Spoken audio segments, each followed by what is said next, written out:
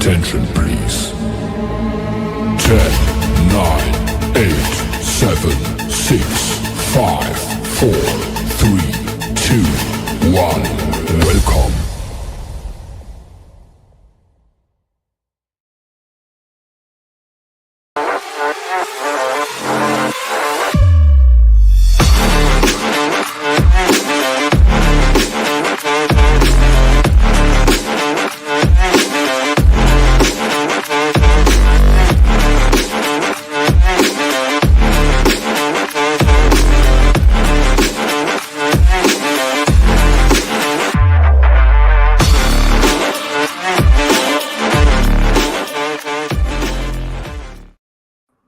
Well, hello, everybody. It is Wednesday afternoon in the wet and wild North Carolina. It has been raining for like 5 or 6 days. This is not Seattle. I'm not a happy man. My grass has not been cut in over 2 weeks. It's pissing me off. Flood watch yesterday. Good Lord. So yeah, it was. I don't think we're supposed to have no rain until Tuesday. So... But yeah, it's a rough one. I feel like I'm living up north, or maybe in London, with the showers. But man, we've got a big nasty storm that's just coming through.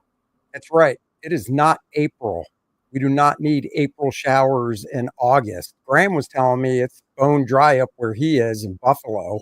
Hasn't rained in a while. They got some bees coming into the house and stuff. It's so dry out and stuff. It's like, damn it. Yeah, I was talking to my friends and family up in Wisconsin, and they haven't had rain in 2 weeks. And I'm like, well, we've got it for you. This is not normal weather for here. So, that weather machine must be working overtime. I know. I guess it is what it is. It is, it's that darn climate change. Otherwise the weather's changing. So we're just stuck with rain for a while. Let's say hi to Past Master Dan. He's alive. Dennis, maybe? I'm not sure who he's talking about. Randy Howell, hello. Thanks for popping links. There it is. Boom. Go back, Lilith. Go subscribe to my channel. And then let's see. He's always really good. And then there's Dennis's channel. Go subscribe to his as well, guys. JP Roca, let's go. I say let's go. Let's see. Aaron Sparrow should be joining us any moment now. Send him a message. He is on West Coast time. And it's funny. I said, I send the link and I said, pop on at 3:20. And now he knows it's East Coast from our previous conversation. And then at 3:20, he writes, like now? 12:20 my time, like now. And I wrote back when the intro was playing, now! Exclamation point. So you should be here any moment, I would assume. It's that darn time change. I mean, Dennis is 20 minutes from me, and if he puts his arm out the window, he'll technically be in South Carolina. No time change, though. There is no time change. Joe Lowe, hello. Headless Bourgeoisie. Yeah, I said it close enough. Tart Ninja, what's going down? He's our colorist, doing great work. That's right. We're at 16,237 backers for Lilith. So, guys, if you haven't backed yet, we'll be talking about it later. But since we're waiting for our guest, there is, like they say, no time like the present. And there we go. 16,500 bucks, 237 backers. Woo! I didn't want to do that right into the microphone since Dennis isn't sitting next to me like normal. He is quarantined at his house for the next month because he's on this fancy special diet. And when he comes over here, we always go out to dinner after. And for the next 4 weeks, that won't happen. I'm trying to hold it together. I know, it's very sad. It's so sad. It's sad on so many levels. I was going to make a show called My Dinner with Dennis. Now it's just not happening. Nope. Stupid diet. Stupid. Yeah. Paul Taylor, hello. So yeah, guys, Lilith Infernal Conflict, a dark fantasy epic, which you need to go and check out. now. In the 123rd layer of the abyss, Lilith, a fierce operative, must infiltrate layer 124 to assassinate Vexarion, a tyrant bent on enslaving her kind. Her kind. What do you mean by those people? You know, with razor sharp talons and unyielding resolve, she faces relentless incubi and the deadly blade of dread, Surthar. Well, I swear I'll get that pronunciation right. Could you, Dennis, since you come up with these names I can't pronounce, could you spell them phonetically and email that to me? I can do that for you, Andy. I'll put the dictionary version of this for you. Of all the names, that would be so helpful. I mean, come on now. So anyhow, she needs to beat down the deadly blade of dread, Sarathar, in a high-stakes mission to destroy his power or die trying. Oh, the stakes are so high. And go check it out. And back, Lilith, Infernal Conflict. Guys, you can get into Lilith's big, beautiful box in this campaign. And you can get everything that comes in her box, including exclusive items like John Malin's black and white cover right there. Oh, would you look at that? Such goodness going on. John did such a fantastic job. Such a trooper coming through for us like he did. That is beautiful. Only in the box. Here's a big shot of everything. It comes in the box. Upper right-hand corner. Nice bookmark starring a new succubus character, Ysurcia. She has a little bit of flame power going on. So there's that. And then you can see the three main covers all come in the box. The black and white edition of the book. The whole book in black and white. It's kind of like you're reading old Savage Tales magazine. New First Man comic book. 28 pages. 8 pages of story, 8 pages of the pencils, and then 8 pages of the raw ink scans, like an artist edition. It's a fun little fight story I did. Explosive action that'll take you back to the 90s. And, of course, the 2-inch mini Lilith figure also is inside Lilith's big, beautiful box. So dive in and get that. And then, of course, we've got all the variant covers that you can get separately.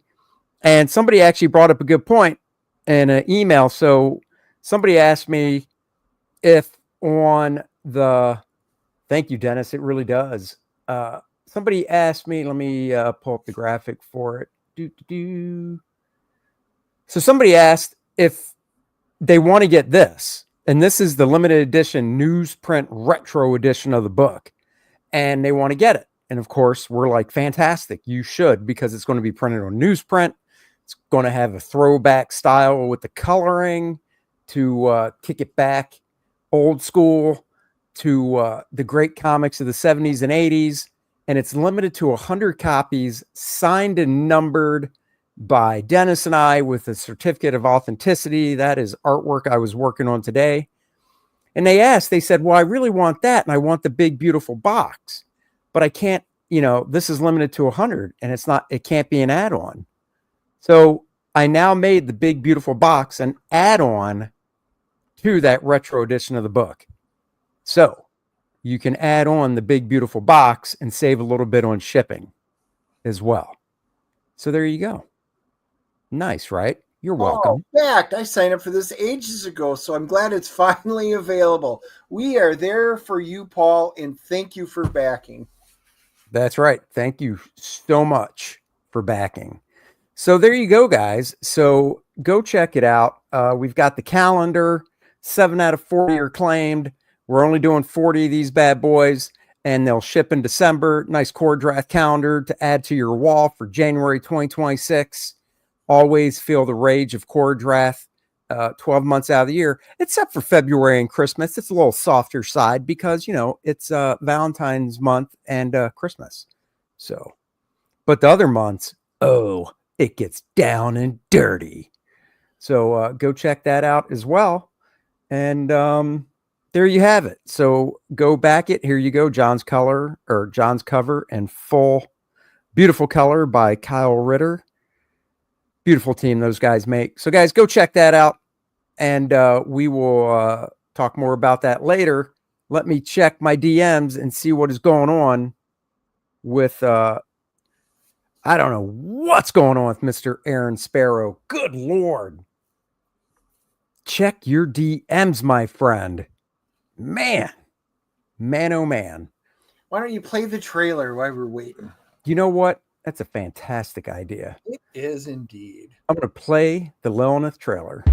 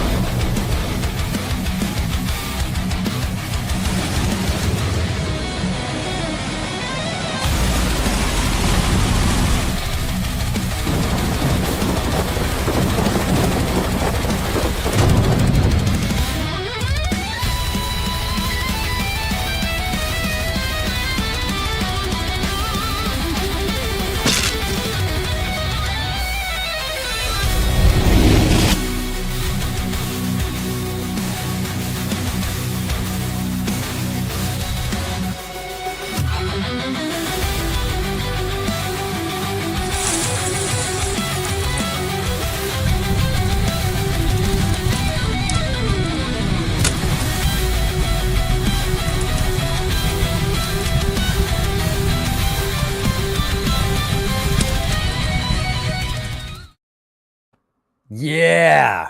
Great trailer by Good Stuff. That's what he goes by on X. So you can go follow him there. The dude is fantastic. So there you go. And yeah. So guys, go check out Lilith, Infernal Conflict, and make your day. And we did get a couple backers. So there you go. Thank you guys very much. Randy putting out the PSAs already. For those watching on X and Twitter, all campaign links will be included as replies to this post. So that's right, guys. If you're on X, you can click down on it when you get a second, and everything will be listed right down below it. That's right. All right. I'm trying to think. Let's see. Tomorrow. For those of you guys that that didn't know, that didn't watch this live, I talked with Graham. Guys, we picked on Aaron a little bit, but I got my first slabbed 10.0. That's right. Look at that. 10.0. And if I'm going to get a 10.0, why would I not get a Graham Nolan, Joe Frankenstein? Look at that, guys. I've got a 9.9. I've got lots of 9.8s on stuff, but I've been looking for a 10.0. So I picked this one up from Graham Nolan. It's amazing. 10.0. It's actually usually on display. I've got it on display in here, but figured you guys would like that. That is awesome that Graham got a 10.0. Kind of jelly on that end of it because we have not gotten a 10.0 yet. Got a 9.9, but not 10.0. Graham is closing Escape from Monster Island on Thursday. So please join for that. After the movie, we are seeing the movie. Is it Weapon or Weapons? Weapons. Okay. Dennis is becoming Lopez. Oh, the humanity. I know. When Aaron came on, he goes, I heard you guys talking about it as I was walking out, and I was hoping I could get on because I wanted to say something, and he did. I was like, but Aaron, screw the 9.2s. Why get a 9.2 when you can have a 10.0? Exactly. I mean, people come up to me and go, your buddy Dennis is cool and all, but you should really go get a 10.0 because right now you're looking at him at like a 5.5 and you could do so much better. And I'm like, you don't talk about Dennis that way. That's right. Harry says, Andy, the John Buscema Conan movie adaptation is great. Unfortunately, you grabbed the one with dark, crappy colors. I agree. The flat colored version's better. Graham is wrong. It rocks. Yeah, no, I agree. I mean, I have both versions. So last night on the Bros, and you can chime in with this, Dennis, your opinion. We were talking about comic book adaptations of movies. And hold on for a second here. And you know, I brought up like Conan, you know, and the magazine version, it's just it does look kind of muddy, at least on screen. Maybe that was the scans. I do like the comic book one they did after that, where they had it recolored and it was just flat color and stuff. And such. So, you know, that was a good one. Was it Aaron? I think it was Aaron. No, it was Graham that showed The Deep. Yes, it was Graham that showed the movie adaptation of The Deep. Have you seen that one? Nope, that is one I don't own. It is good. Like, it's funny. Really? We were joking how the movie's kind of bland, but this adaptation made it look so much better and such. And it was drawn by Carmine Infantino and inked by Sonny Trinidad, and it's really hard to tell it was drawn by Carmine. Not that that's a good or bad thing, just Sonny, you know, did a really nice job, you know, doing finishes and stuff over it. So I thought that was cool. What were the other ones? Of course, Dracula by Mike Mignola from back in the day was a nice one. Any movie adaptations in comic form stand out to you? There's a number. Well, I know what my very first comic book adaptation was. And Star Wars. Well, yeah. Okay. It was. I still remember it. I was like, what the hell's this? I didn't even have any idea it was out there. I remember seeing it at the dime store when I was camping. And I was like, whoa, that is pretty amazing. I am picking that up. And I did. It was cool. Paul says Empire Strikes Back, and I agree. I really like the Empire Strikes Back.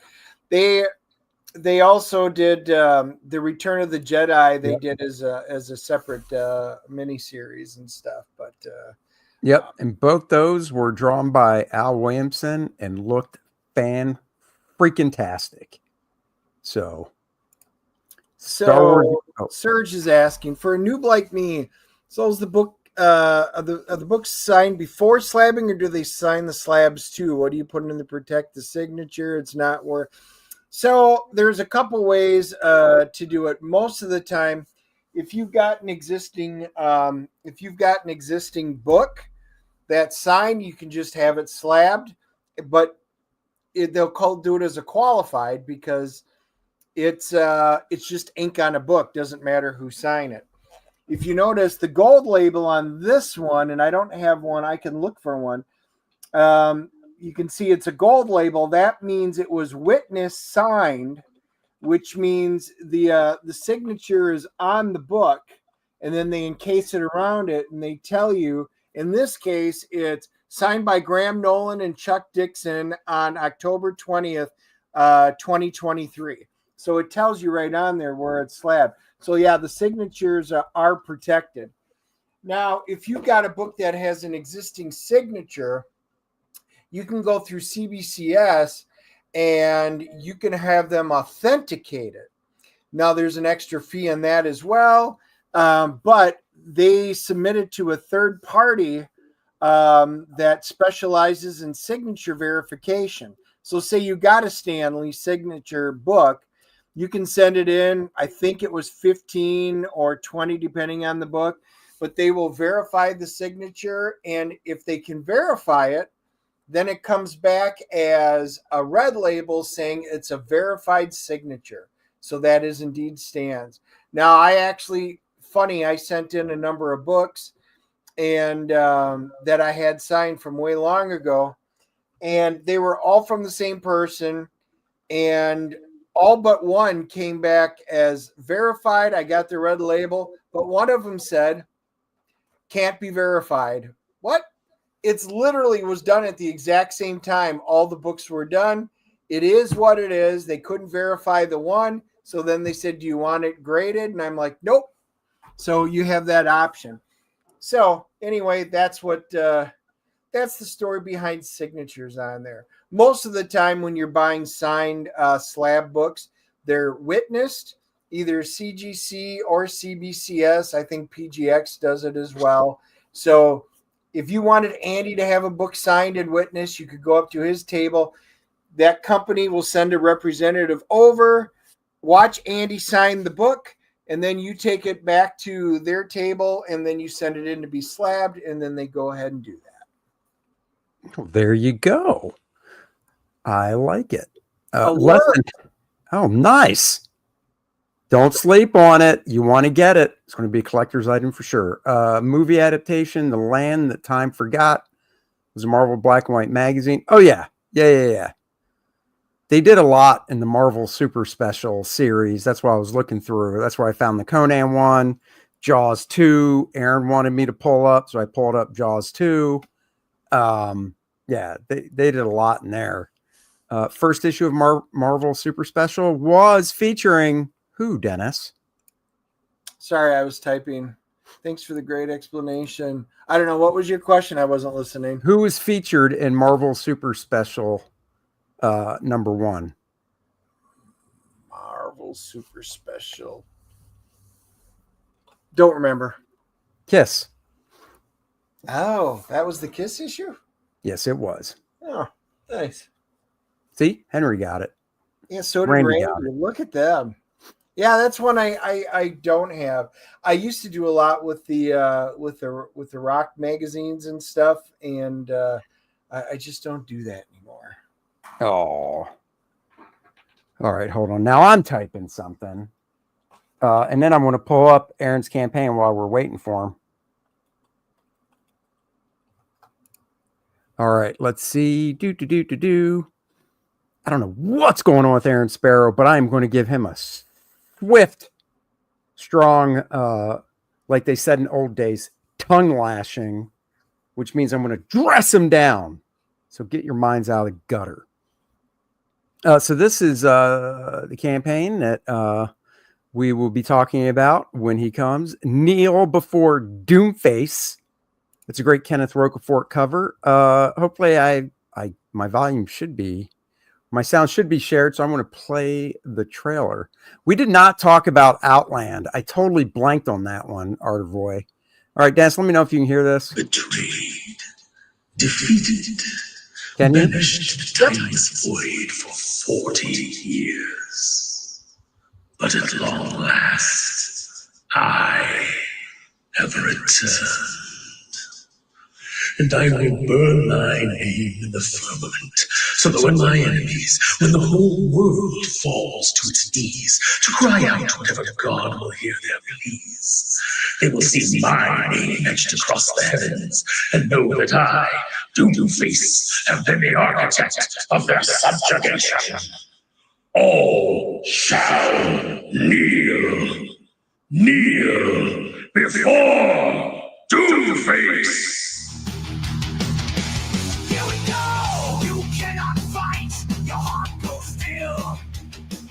Oh, yeah. Doomface. Win, but they never will. Nice. I'm feeling so hard that he can't be survived.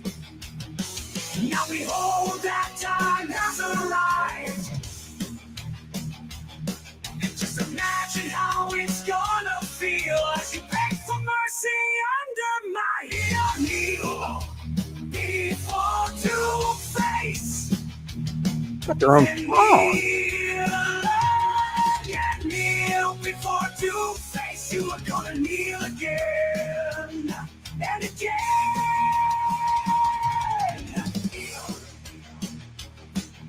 Kneel before Doomface.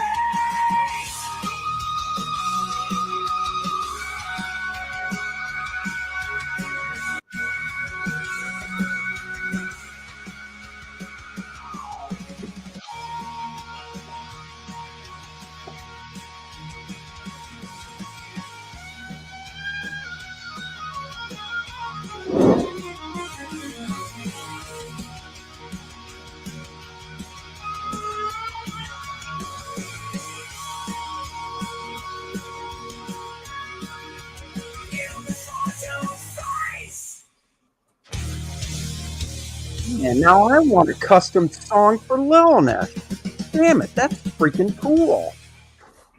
Kneel Before Doomface. That's what Dennis would tell people in his frat in college. He would say, kneel before Doomface. And they'd go, who's Doomface? And he goes, I'm Doomface. Now kneel. You know, that is cool. We need some band members of a band, some friends that can do that. Maybe he is part of the band that did it. I don't know. I don't think so. Close Encounter. Yeah, I think Marvel adapted Close Encounters of the Third Kind. Yeah, they did. Actually, I didn't pull that one. Serge says, why do villains have raspy smoker voices? Because they all go to the Batman School of Villainy. So he trains them in order to put them in jail. So they all sound like Batman. There you go. Yeah, that's exactly why. So, guys, I did go pull while the video was playing. I pulled up some of the ones that I have that I really enjoy. I can show you those while we're waiting for Aaron. Oh, let's see. Hold on. Oh boy, Buck Rogers. Yeah, Buck Rogers. I've got Buck. I didn't pull Close Encounters. I'd have to go look for that one. Aviator Surge says custom song for Lilith and her box. Sure. Yeah. So that's Star Wars. That's both. Oh boy, you got the oversized. You're so special. I do. Treasury editions. These are my treasuries. Empire Strikes Back, which is fantastic. Absolutely fantastic. A movie which causes great controversy within my family. 2001: A Space Odyssey. I thought you were going to say The Crying Game. No. 2001: A Space Odyssey. This is great stuff. I think the movie's very cool and interesting. My family was not as much of a fan of Stanley Kubrick as I was. They hate that movie, like with every fiber of their being. And I mean because it's so freaking slow and boring? Is that not why? At all. Not at all. It's just a thinking movie. It's great. Oh, that's what everybody says about slow, boring movies. Oh no, it's just you have to think about it. No, it's a great movie. You guys in the chat, give me a thumbs up if you like 2001: Space Odyssey. Give us a thumbs down or a 2. If not, I'm sorry, Dave. There's a Logan's Run 7-issue series. I don't know if there's an adaptation. Yeah, it's not. I don't think that's a direct one. And of course, I did pull Battlestar Galactica, another great one that I really enjoyed. Oh, that's cool. Let's see. Art of Voice says he likes half of it. I'm assuming about 2001. You like half of it. Is my guess. I know I hated Close Encounters, that stupid spaceship flying around with that theme for half an hour. Ugh. I know I've seen it. I saw that a long time ago. I barely remember it. So it's not one I ever care to go back and rewatch is Close Encounters. So Aaron is on his way. He said, oh, okay. I popped in and no one was there. On my way. Backstage. No, he's not. Not unless I'm not. Okay, hold on. Did you send him the right link? That would be the next. I sent it twice.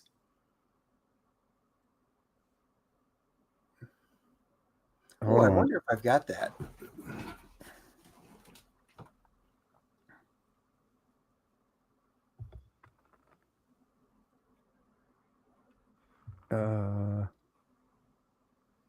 Let's see this link.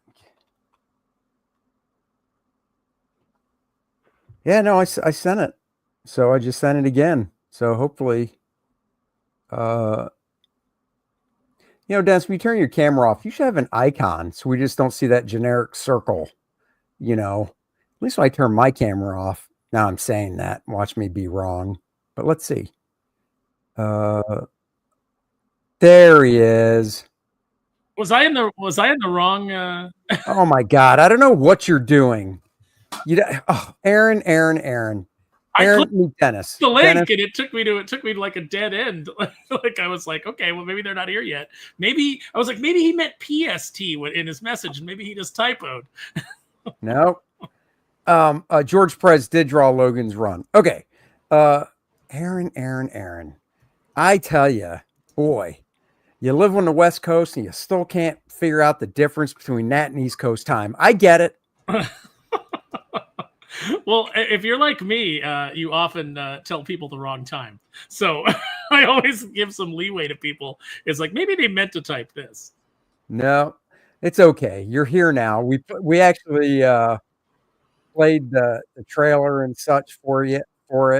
By the way, we love your music. Who did you have do that? Are you part of a band, or do you have friends that are part of a band that customed a song for you? No, I have. So I have like a lot of friends that are in music. For example, I'm friends with Jesse Blaze Snyder, who's the son of Dee Snyder from Twisted Sister. He actually wants to do a cover of this with his band, and I'm like, I want to let you. Wow. But the song was actually, it was composed by Jim from Weird Science Comics, who comes on to Comics Aficionados with us every now and then, mixes it up. But he makes like little dirty songs and things like that on his own channel. And he just kind of like said to me one day, like, I should do a theme song for it. And I was like, oh yeah, that'd be great.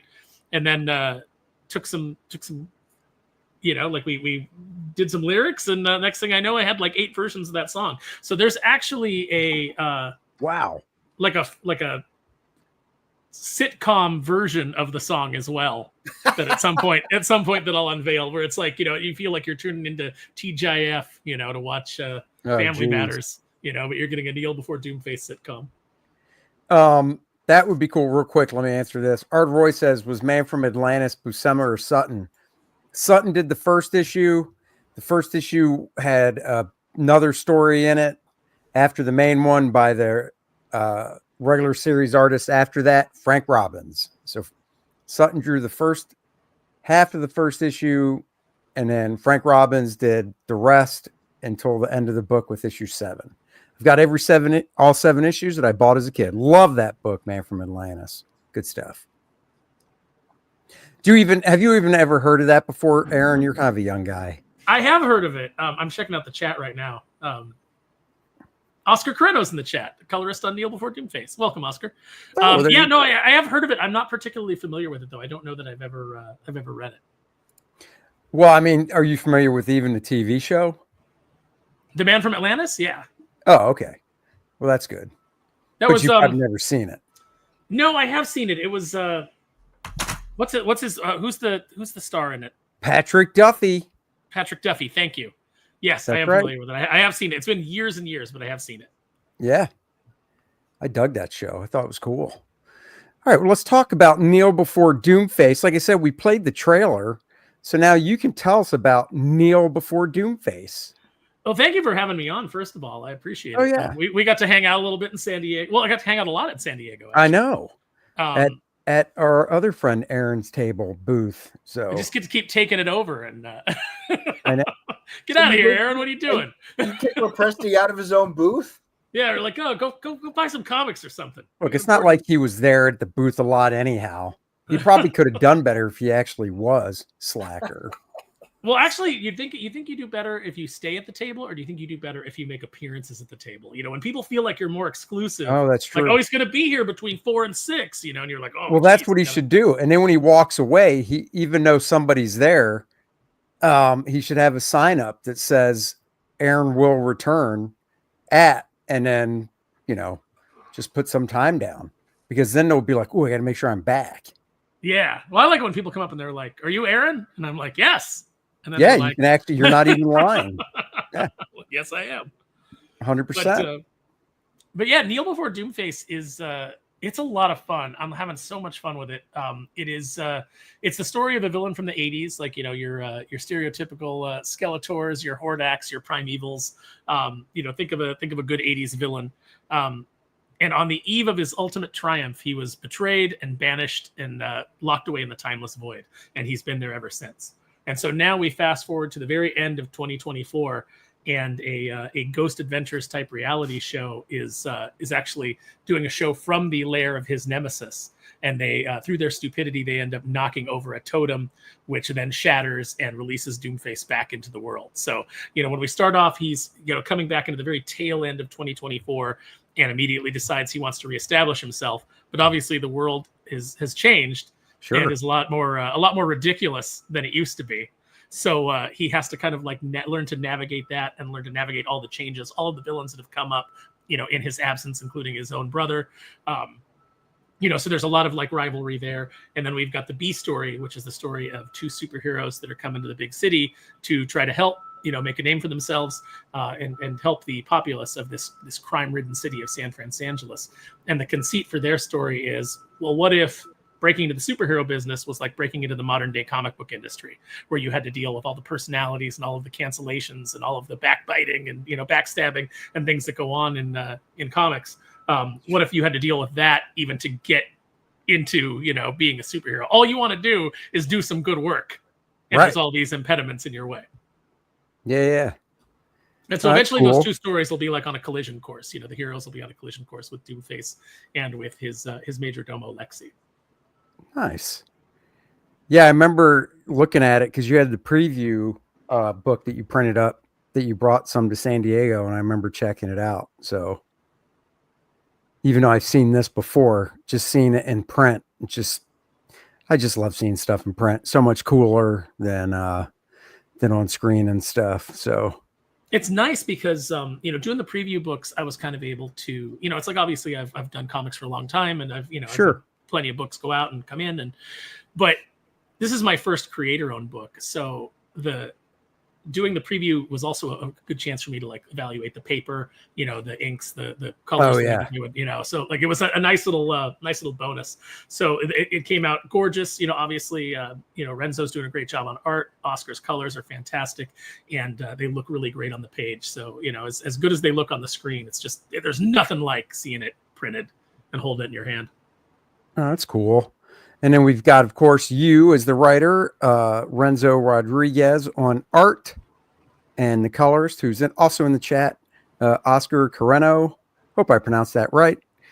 I think it looks cool. If you're pronouncing it wrong, Andy, then I've been pronouncing it wrong this whole time. So, you were off of the hook. All right. Well, good. I just want to make sure. And under the rewards, let's see, we got the $10 digital. That's nice. Very nice. Let's see, Face of Doom 15. This is cover A by Renzo. Cool. And now this campaign's technically in Kickstarter's version of In Demand, right? Correct. Which is called late pledges, I guess. So you can still pledge late. We have put in for backer kit to be approved. They asked for some changes. We made the changes, and they still have not approved it. Like that thing was supposed to go out like a week ago. Oh. So we're trying to like resolve with Kickstarter. Like, can you just give us the go ahead to do this? Because we want to, get our numbers back. We want to get everybody's final orders in. We want to make sure everybody's addresses are correct, and we want to go to print. It's like we. So what we've decided to do is as soon as we close out and we get everybody's numbers in, we go to print, we're going to send out the digital versions because everybody who ordered digitally obviously gets a digital version. Everybody who ordered a physical copy gets a digital version. So we'll get it out to everybody so they can read it, see that it's actually complete while it's being printed. Oh, okay. We figured that was, for being a little bit late on the campaign, through no fault of our own, but you got to roll these things. You're using backer kit for like surveys and stuff. Mm-hmm. And they're having an issue with something. Yeah, they're having. Well, they have to approve it, and so there was a couple of minor things that they wanted fixed, and so we fixed them. My campaign manager took care of it, turned it around, sent it back to them, and now we just haven't heard back. We haven't gotten the approval to get everything out. So, I have a campaign manager because this was my first crowdfunded campaign, so it's like I wanted somebody who had done it before, and so it's been a little bit of a mess on the back end, but. Book's done. Weird. Book looks great. Yeah, no, I can attest. I've seen, like I said, I saw the preview and stuff. That's just so weird. I've never heard of that before because their job is basically just to send out surveys. I thought. Yeah, and it's like there's nothing. there's nothing objectionable in the survey unless you Right. know, I have to assume that it just has to be like some kind of internal breakdown with their workflow or you know. Yeah, that's weird. Well, anyhow, the one guy who approves these has been out sick. oh geez. Well, then you can get the welcome to San Franz-Angeles for $20. What made you want to merge those two cities?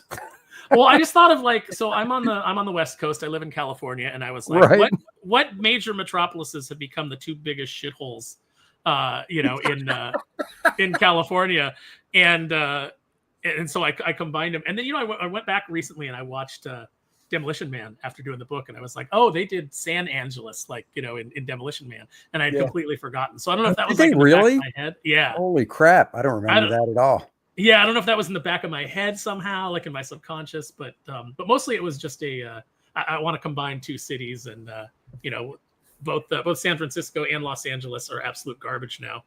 Yeah, right. So, you know, what better name for a crime-ridden, you know, blue run city? There you go.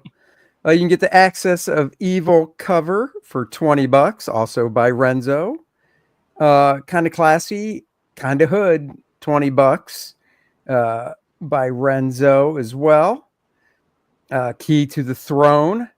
This cover is by Nathan Watson and Oscar Carreno on colors. Very cool. Let's see. American Murder Machine by Nathan Watson. Man, you are packing it out with the covers. I may have done too many covers. But like cover G. I was going to say, you got a lot of really cool covers in there, but that is a lot.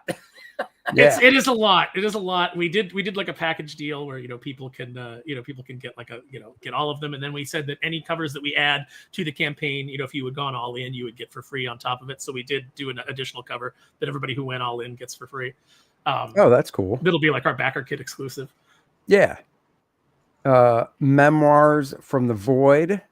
Cool. By Nathan as well. There's the Rocafort cover, Kneel Before Rocafort. Covered by Kenneth Rocafort.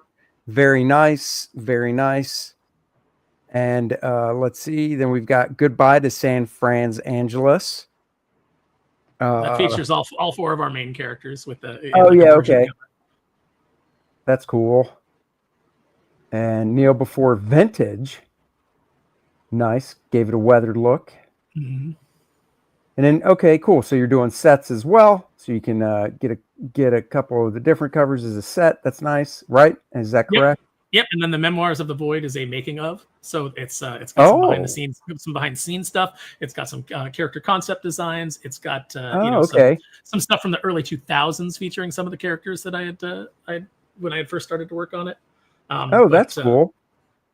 And that's a print edition as well. The memoir. It is. You can get it digitally as well, but yeah, it is a print edition. Cool. Very cool. Pick your doom. Nice. Pick any of the two Kneel Before Doomface covers, including Memoirs from the Void, up to $50 value. Very nice little discount there. Kneel Before Deluxe Digital. So that is what? That's the Memoirs of the Void and the comic book itself. So you get both of those digitally, and if I'm not mistaken, because it's been a while since we set this up, I believe the Deluxe Digital gives you all the covers as well.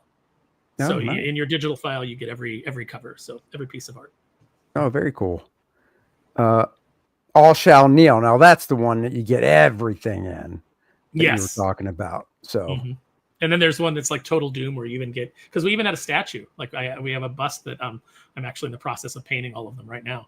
Wait. So you've got 3 backers. So they're going to be fully painted when they get them? Yep. What if you had 100 backers? Well, we limited how many. I think like the most that I was like, I can do 10. Oh, there was like 5, and then there was like 5 that were spread through other tiers. So it was like at max I was going to have to paint 10. How tall is that thing? It is it's about 6 inches. It's I don't have one here right by the desk, but yeah, that's cool. It's about a 6-inch bust, 5-6 inches. Is there a larger shot as I'm scrolling? I'm probably going the wrong way. No, there might be one down towards the bottom. Oh, there's one right there. Oh, there we go. Yeah. So is it a bust like this, or does it have legs and you just cropped it? No, it's a bust. So yeah, that's where it ends. Wow, that's cool. Although I did have the legs modeled as well, so later I could just plug them into the model and do a full size statue. But And you're painting, man, even just painting 3 of them, man, good on you. well, I mean, I do that all, like I paint stuff all the time. Oh, okay. I do so one of the things that I do, just one of my little side hustles, is my buddy and I, we 3D model action figure accessories, heads, armor, things like that for your action figures, so that you can customize them, make other characters, expand your collection outward. And so that's when we did the bust, I was like, well, I should paint all these and hand sign them and hand number them, so that cool. It's something special for everybody who is interested and wanted to back the book. That is cool. Hey, Sean's asking, I've been hearing this book's name for a while. Looks cool. How long have you been working on it? So we've been working on it for about, the idea's been around for a while, but we've been actively working on it for about a year. Okay. Because we started slowly at first. I started just gathering some artwork from Renzo. He wasn't available yet to do like a full book. So we were just kind of like building it out. And it was actually Lepresti who told me, he said, so what are you, like a year out from this? And I was like, yeah. And he goes, you should start talking about it now. And I was like, really? Like a year before? Yeah. And he was like, no, you gotta start, like, it's gotta be in people's minds. And then when you're showing them stuff, stuff comes out and they see it, it reminds them and they get excited for it. And it was really great advice, because I don't know, I probably would have just done a couple of months lead time. No, that's true. That's good advice. Yeah, that is nice looking. I'm looking at it, the larger size of the Doomface bust. That's cool, man. That came out good. Yeah, so. It's really nice. And I think, I think people are really going to love the character. I think all the characters in here, they all have their individual quirks and things like that people can like and identify with. And if you've read anything that I've done before, like even like my Darkwing Duck work or Death Rage or any of the books that I've written, I always want the characters to be very distinct. I always want them to have distinct voices, and I think that's something that a lot of comics have lost now, because you have so many writers who are just writing from their voice, their perspective, and every character is them. And so I think we've lost a lot of the fun of having characters that kind of bounce off each other and brush up against each other. And, that it causes that friction and that tension. Yeah. That's where all the fun, all the comedy comes from.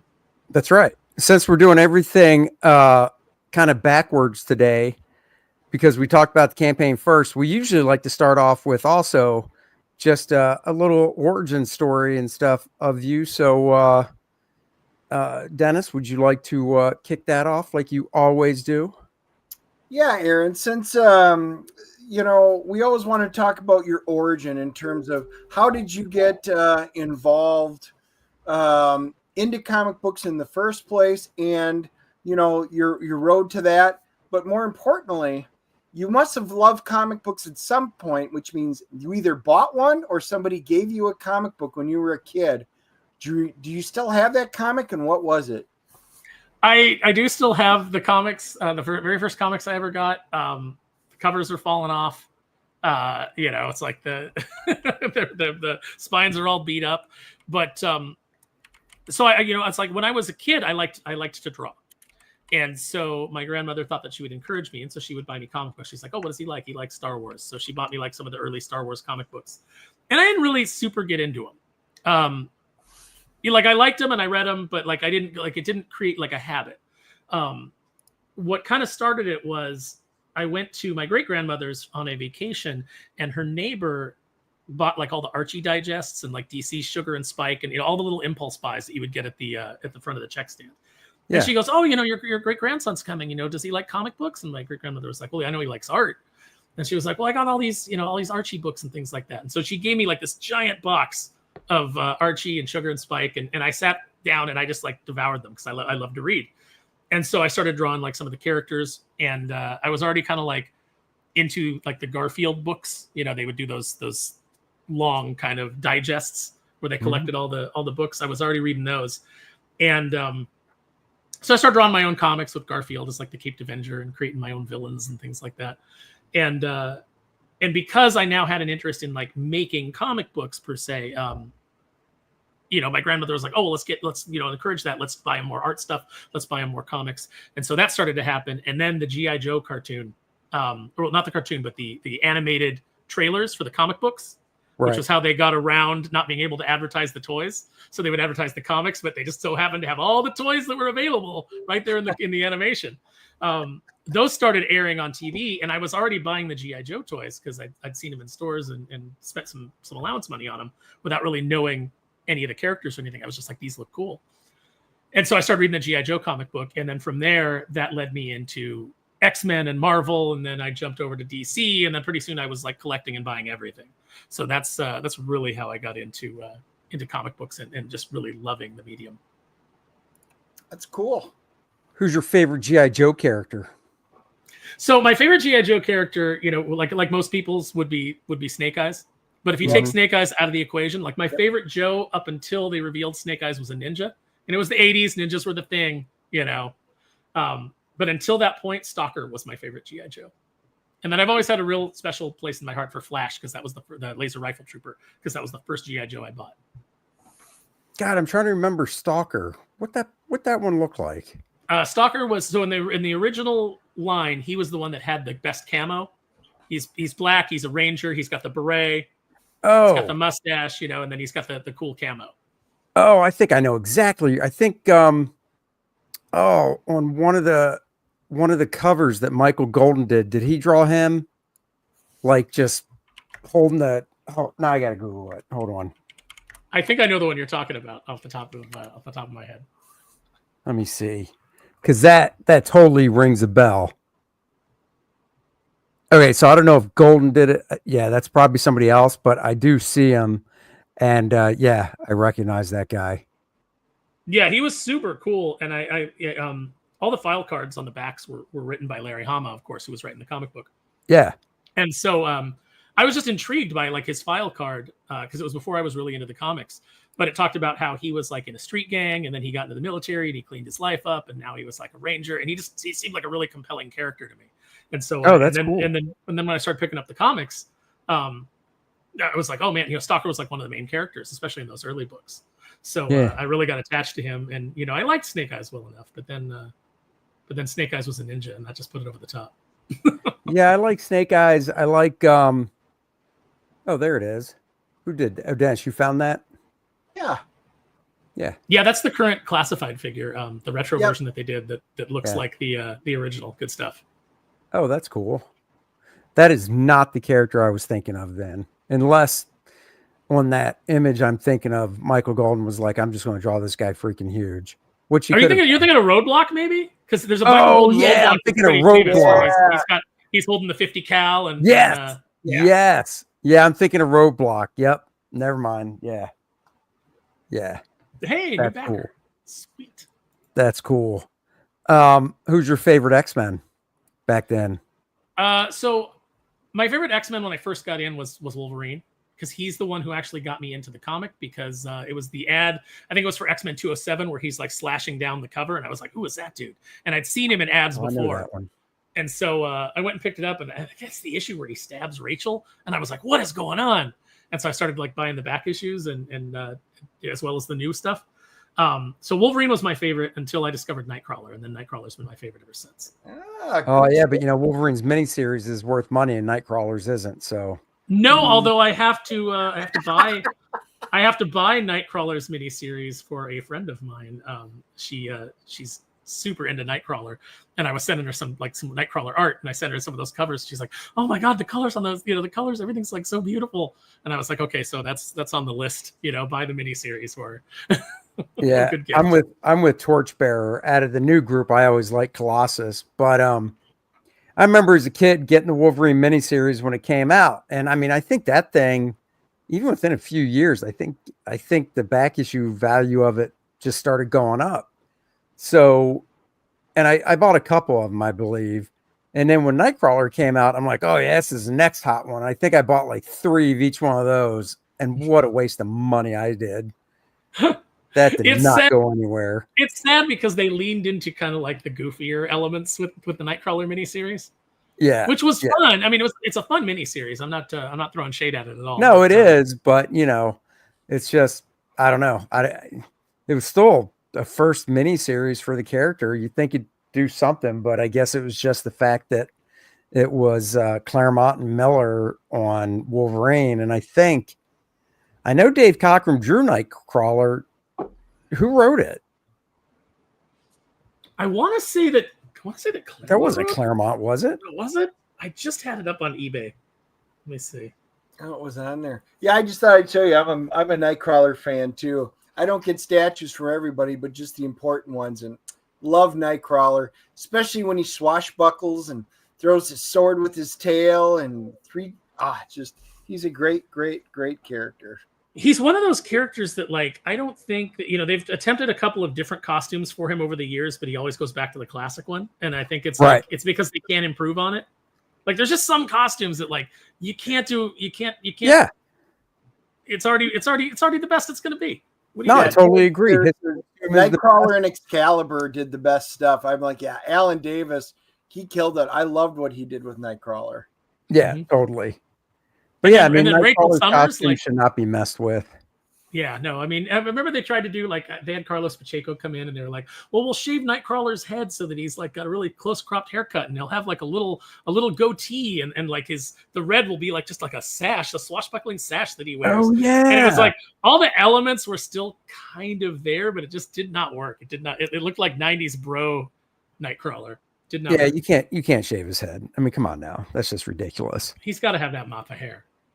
That's ridiculous. So then how did you so you go to school and all that, obviously.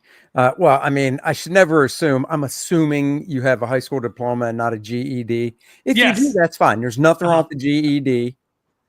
But, did you go to college or anything or what? What was the path getting to going, I'm going to write some comics now? Yeah, I didn't finish college because I had like a bunch of catastrophic things happen in my personal life that where I had to go get like 3 jobs and just work. So that kind of I kind of got derailed there. And then I had been derailed as an artist, as like a young artist.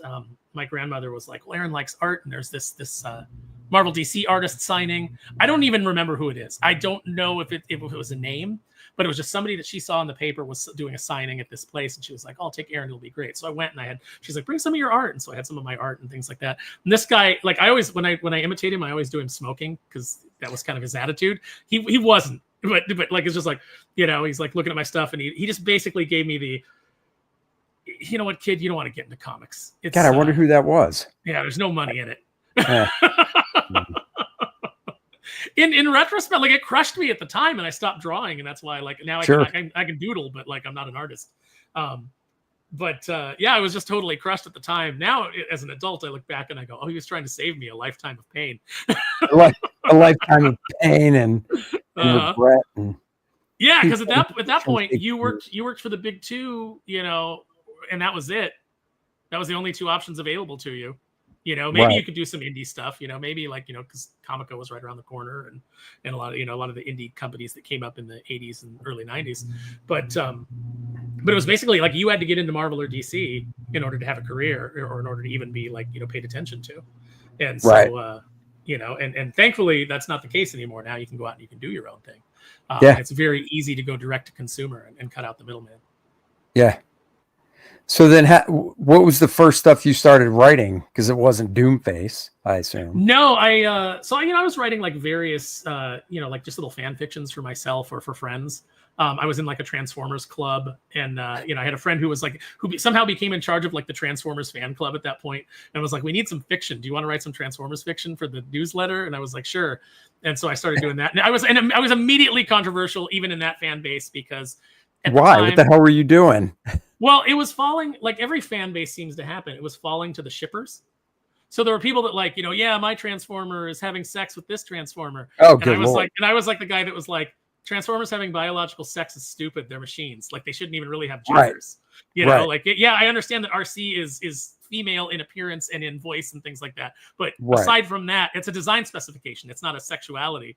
And so like I was already pissing off people even back then because I was making those points known. And of course, in the stories that I was writing, none of that was present. I wasn't honoring anybody's ships. So the same thing that would get me in trouble with a very small group of lunatics later on Darkwing Duck was getting me in trouble with the Transformers fan club back when I was just writing for them. So that's kind of like how I got into it. And then I ended up I knew I still really wanted to create, and so I was like, well, the art ship has sailed. It would take me so long to like try to even get back to where I was. But like maybe I could write and or letter or do all kind of, and people were still hand lettering at that point. So Oh, right. that's why if I write you a note, you'll notice it's in all caps. It's because I just started writing in all caps because I was going to be a letterer. So I do that when I write stuff, but I do it because when I went to the Cubert school, we had a class in hand lettering because, you know, it was back in 88 and there was no computer lettering at that point. So we had a class in hand lettering. And even though I'm not that great of a letterer, ever since then, I just write everything in all capital letters, you know? Yeah. When I'm being lazy, I'll go to cursive. Like that's when you know that like I'm being quick and lazy. But I have no problem admitting the only thing I can write in cursive is my name, my signature, which is illegible anyhow because it's a signature. I haven't written cursive in probably 25 years. I could probably pick it up. Like if I went to YouTube, as sad as it is, if I went to YouTube and was like, how do you write cursive? I'm sure I could just watch one video and be like, oh yeah, that's right. And then just right back to it. Mm-hmm. But right now, forget it. I think they don't even teach it anymore. I think that they're like, no, They don't. No, My daughter, Mhm. which is stupid because the whole point of signing your name is not printing it. It's Mhm. supposed to be cursive, which is a signature. So after you do it a lot, it can become illegible. It doesn't matter. Mhm. But, when like, you and Dennis, I'm sure when you first learned cursive and you were like, now sign your name, you could probably read it, Mhm. and then like I said, after time, it just becomes some type of squiggle and it's unique, which I think is fine, but they don't teach it anymore. So my daughter, when she has to sign something, she'll just kind of do this connected print almost where it's printed, but she'll kind of connect the letter.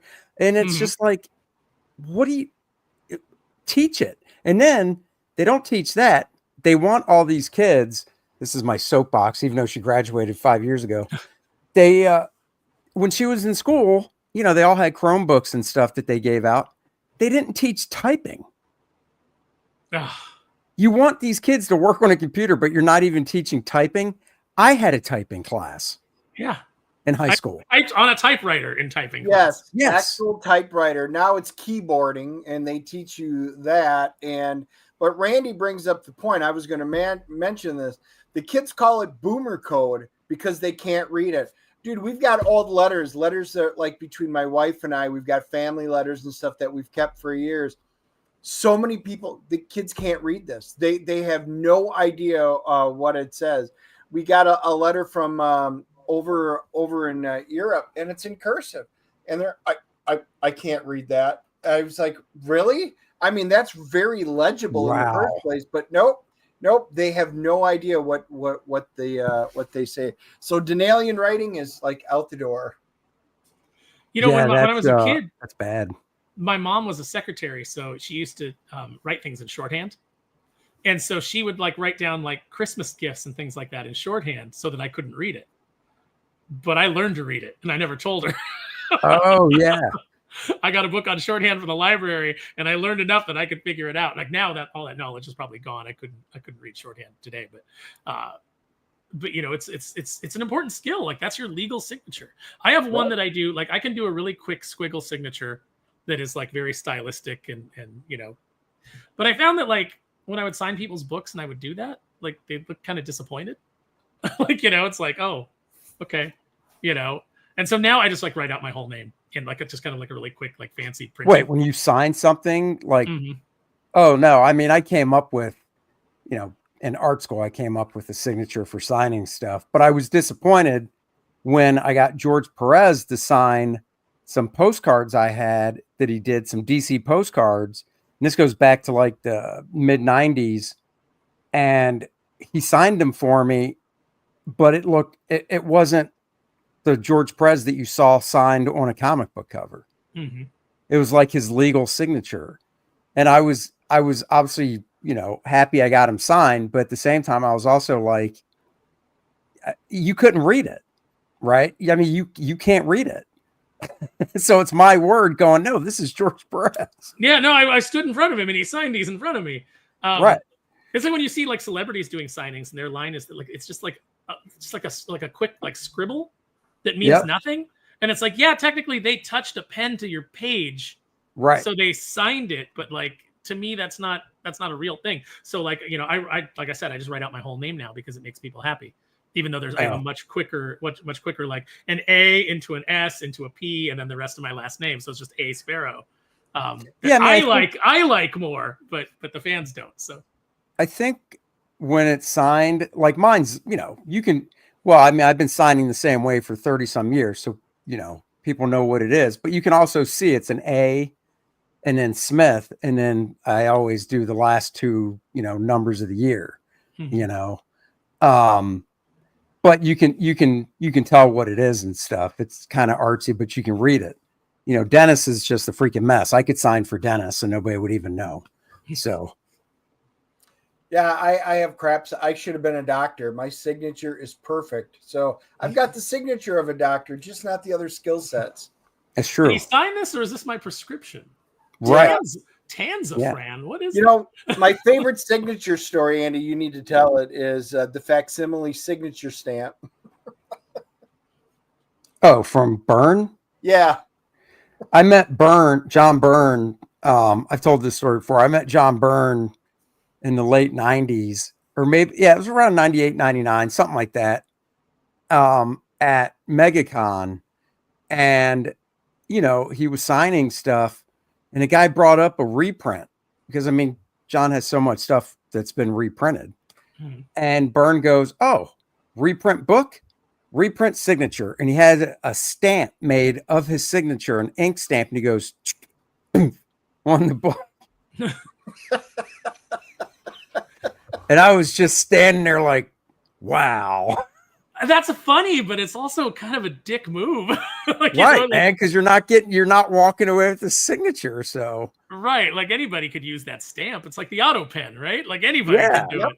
Exactly. Just go in there and just, you know. Torchbearer says, you ever get Byrne's secret 15-second Batman sketch? I wouldn't call it a secret because you just asked about it. I never got one, but I know what you're talking about. John would also do quick, and he would say, it's like, oh, you want a Batman head sketch, and it's a profile, you know, just grab a Sharpie. He would do it, take him no time, you know, just bang it out real quick. So, but yeah, no, I never. do some of the Darkwing characters for people. I've got like real quick ones that I can do for them. Oh, that's cool. All right, we're gonna wrap it with this question because Dennis and I are actually going on another guy's show at 5:00. Nice. So in 20 minutes. But Joe wants to know, how did you come up with the name Doomface? So I had the heroes already, but I knew I didn't want to do a book that was just about like these heroes because there were so many superhero books out there, especially in the indie sphere. You know, everybody's doing like their superhero indie book, and there's some like great stuff out there. And so I wanted to do something kind of different. So I was like, I wanted a villain focus. So I just started coming up with different villains that they would fight, and I realized that I wanted a very Dr. Doom type of villain. And I was like, but what do you call him? And I was like, man, I really want Doom in there somehow. And then the idea of him being the face of your doom just kind of led into him being Doomface. And then he would, you know, belabor the point by saying, for I am the face of your doom. It's kind of like a bit of humor that I like is when something is repeated that doesn't necessarily have to be. Right. Like in Dr. Horrible's sing-along blog, where Captain Hammer makes the whole thing about like, you know, I'm going to show her the hammer. And then, you know, and these are not the hammer. And then he leaves. But then he has to come back and go, the hammer is my penis. Like that makes me laugh because it's like, yeah, we got it, we get it, you know. But like you have to belabor the point, so that's where Doomface came from. No, that's cool. I like it. I kind of thought that when I heard Doomface, their Dr. Doom was worked in there somehow. I think it's cool, and because the book has kind of a humor bent to it, I think that works. I love stuff like that. So it's very politically incorrect. So it's you know, we're going for a not in the sense of how like. South Park is like a crass comedy, but like, and we're not going necessarily for that, but we are going for the everybody's fair game, everybody's sacred cows can be roasted. We're going to make fun of everything. So if you like the Venture Brothers, if you like the Tick, if you like Sam and Max, or even like my work on Darkwing, you know, you'll like this. Hopefully, it's like I said, it's a lot of fun. It actually does have stakes. It's not just all comedy. It can be absurdist, but it can also be very serious. So it's a real weird line that I'm walking with this one, but I think we're pulling it off. That's cool. Well, guys, he's 100 and or no, not 100. He's $94 away from 23,000. So you picked up a couple. So go back, Kneel Before Doomface, And don't miss out. When are you actually pulling this sucker down? You said as soon as you can get the survey stuff worked out, you're gonna.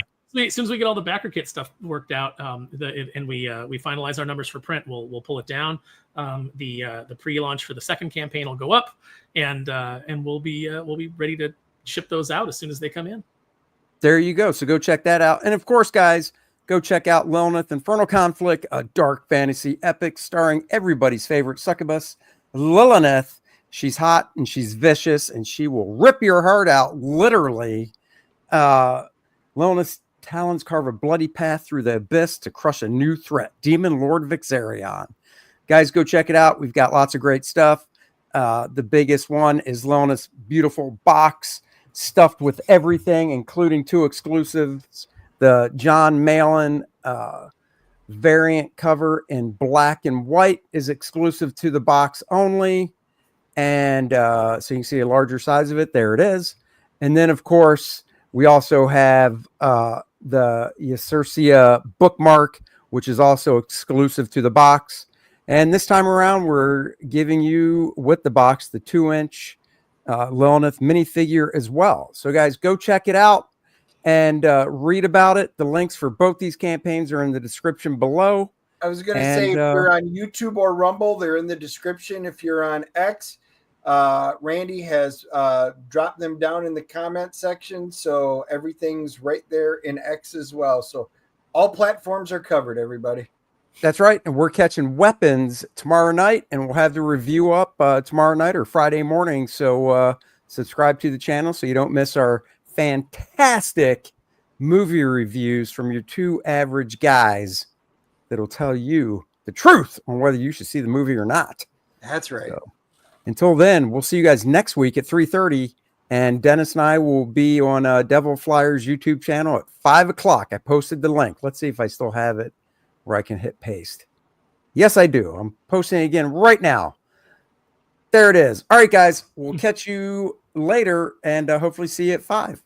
Yep. Live long. Thanks, and guys. prosper. Nice meeting you, Aaron. Yeah, Yep. good to meet you. Thanks for having me on. Bye, everybody.